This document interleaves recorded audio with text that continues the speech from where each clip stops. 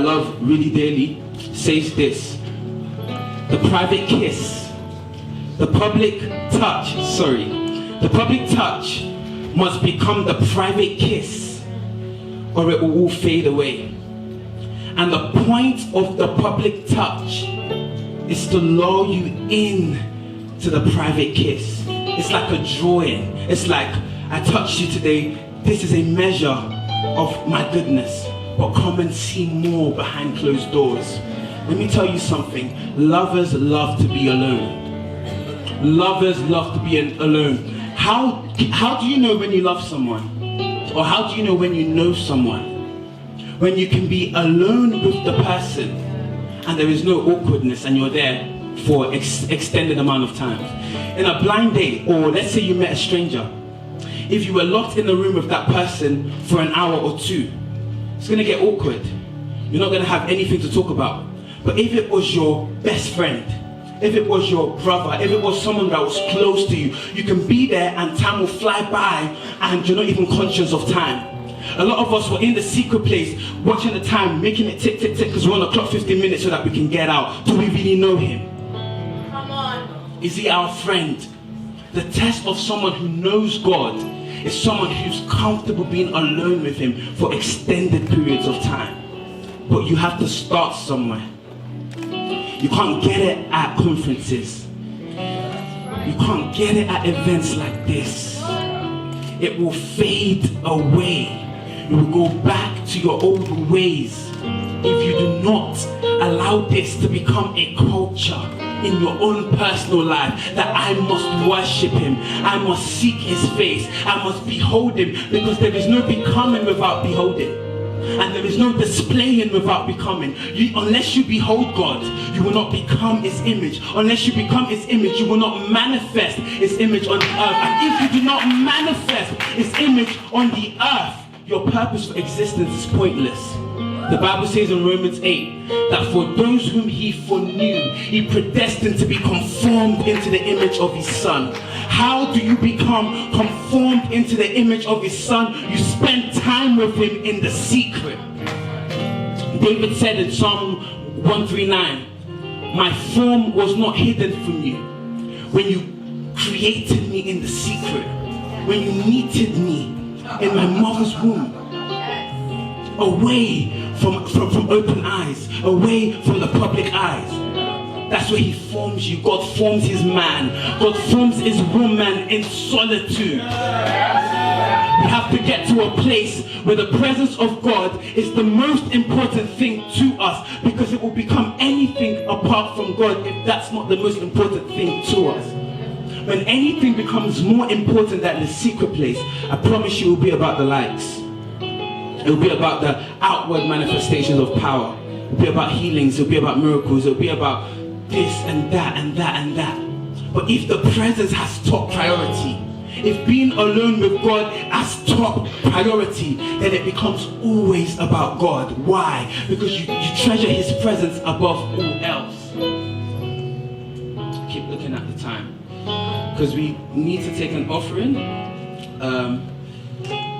None of this was free. Amen, somebody? None of this was free. But we'll get there. I just want to give you guys this before we go, because we literally have to be here at 10. Like, it was very strict with me, you know. Our PA, we literally have to run away at 10. The reality is this: God created you for communion. He wants to marry you. You guys didn't hear me. God wants to marry you. That's why he made you. He created Adam and put Adam in Eden, which is presence. Adam was naked before God. The only relationship that you should be comfortable being naked with, like is one where you're with your husband or your wife. So if Adam was naked before God, what does that tell us about the relationship that he had with God? What does that tell us? But when sin came into the equation, The marital union was broken. Now I can't be naked before my lover. I have to cover myself with fig leaves.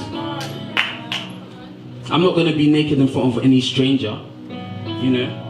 And God became a stranger to Adam. God became a stranger to Adam. Whilst prior to this, Adam had the very life of God inside of him. How do you think he named the animals? How do you think he had dominion? How do you think he was able to cultivate and till the ground? He couldn't do that by himself. It was the life of God in him. It was oneness with God that empowered him to be the image, the very image and the likeness of God. That's why when God's presence was taken out of the equation, when God's breath was taken out of the equation, what did he become? He became the very thing he ate. Let me explain that to you. The enemy told Adam to eat of the tree of the knowledge of good and evil. What were the three things that appealed to Adam?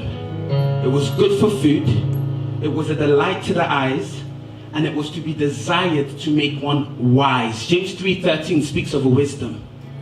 It says that the wisdom of this world is earthly, sensual, and demonic. He ate something and became the fruit of that thing that he ate. All the while, Jesus says, I am the bread of life. Those who eat me will never go hungry. Those who drink me will never go thirsty. This is my bread. This is my body, bread. I break it.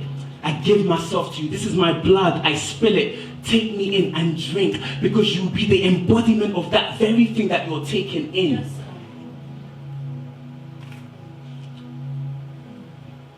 On the topic of marital union, it's probably going to be my last point because I actually don't have time to preach. Paul said in 1 Corinthians 7, he said this. The Bible says in Isaiah that your maker is your husband. The God of hosts, the Lord of hosts is his name, and the Holy One is your Redeemer. And then Paul says in 1 Corinthians 7, husbands, do not withhold your body from your wives. For the wife does not have authority over the body but the husband. He also says to wives, do not withhold your body from your husband. For the wife does not have authority over her own body but her husband. But Christ led in example. He said, this is my body. I break it. Take.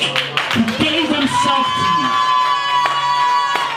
And in Romans 12, the Bible tells you now to present your body as a holy and acceptable sacrifice, pleasing unto God. It's oneness, it's intimacy. What does the body represent? My entire existence. He died that you may live.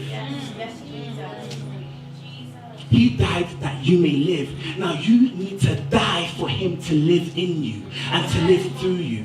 What does dying look like? We did it all day today. We simply got on our knees, turn our hearts to him and say, Father, I worship you. In order for worship to occur, there must be death. In order for worship to occur, there must be death. That's why bulls and goats were offered unto God in worship. Now who dies? You. You're the one who dies, that he may live through you. What do we learn from Jesus when he said to the Father in John 17? He said, Father, glorify your Son, that your Son may give glory to you. What is he saying? He's saying, Father, invest yourself in me, that I may display who you are in the open, because that's your glory. Listen to me. A man and a wife, they go alone. They go to be alone in a room. The husband, they're naked before one another. She yields her body to her husband. Her husband yields his body to her. Through their intimacy, life is transferred from the man to the wife. She gets pregnant and she yields a baby. John 15 says, abide in me and I in you. For the branch cannot bear fruit unless it abides in the vine. Neither can you unless you abide in me. What does abiding speak of? Oneness. You can't separate the branch from the vine. When there is intimacy, there is fruit bearing. When there is oneness, there is life. It's birthed through you. So I just want to tell you, because we're going to take the offering now. I just want to tell you that just be his wife. Guys too, be his wife. Let him kiss you with the kisses of his mouth, because his love is better than wine.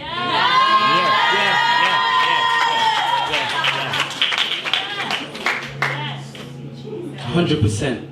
Because if you want to do, I'm a guy, that's weird, then it's your own loss. To worship him means to kiss him. Simmering. Jesus showed us what it looks like. He drew the crowds away to be alone with the Father and displayed what the Father was showing him in the open. But there's something that I learned from Jesus in John 5 that really blesses me. Jesus said, the Son of Man can do nothing in and of himself, only what he sees his Father doing, and only what he hears his Father saying. What does this tell us? That dependency is the foundation of this whole thing. You have to understand your need for him. But what blesses me even more about this is that Jesus said to the people that were listening to him, for the things that the Father showed me, I do in like manner. And greater things will he show me, so that you may marvel. What do we learn from that? That means that even Jesus realized that it was only a measure of the Father that he had seen. And that measure that he saw in the secret is what he was given birth to in the open. Yes. But if God should show him greater measures, you will marvel. And I've been victim to this, to enter into intimacy with God and unlock a realm in him, healings, miracles, signs and wonders flowing out, and thinking I've arrived, and I'm going out praying for the sick being healed, and that starts to take priority more than the presence, and my value system from the presence is dropping, and very quickly I'm struggling with the same temptation that Jesus had already delivered me from. Why do I love the presence? Why do I love the presence with everything? Because I'm dead without it. I cannot live without his presence. I promise you, you cannot live without his presence. It's not life, it's death. It's death. You're breathing, but it's not life. It's the presence that gives you life. If it wasn't for him calling me back to his presence to fill me with life, you guys would have been clapping for me on social media whilst I'm dying, and you would not even know it.